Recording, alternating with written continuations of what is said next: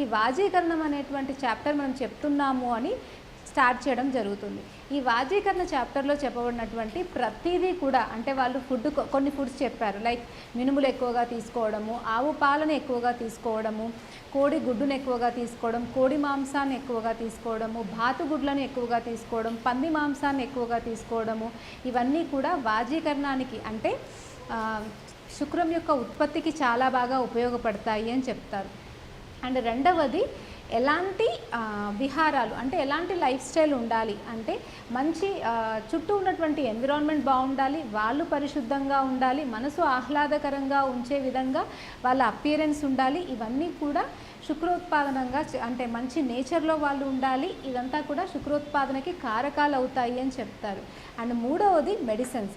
So ఎలాంటి ఔషధాలు తీసుకున్నట్టయితే వాజీకరణానికి ఉపయోగపడతాయి అంటే మనకి బాగా ఉపయోగపడేది ఆత్మగుప్త అంటాం, ముకునా ప్రురేటా అని. ఈ ఆత్మగుప్త అనే దాన్ని కపికచ్చు అని కూడా అంటారు. దీన్ని చాలా ఎక్కువగా మనం వాజీకరణ ఔషధాల్లో వాడుతూ ఉంటాం. దీన్ని పాయసంలాగా చేసి ఇవ్వడం కావచ్చు, లేదా దీంతో చేసిన లేహ్యాలు కావచ్చు.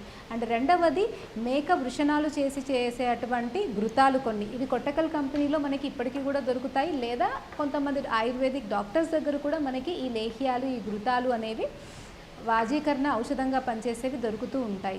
వీటిలో చాలా వరకు మేక వృషణాలు కావచ్చు, లేకపోతే చిన్న ఊరపిచ్చుకలు అంటారు, వాటి మాంసము వాటి గుడ్లతో చేసే అటువంటి మాంసాలు కావచ్చు.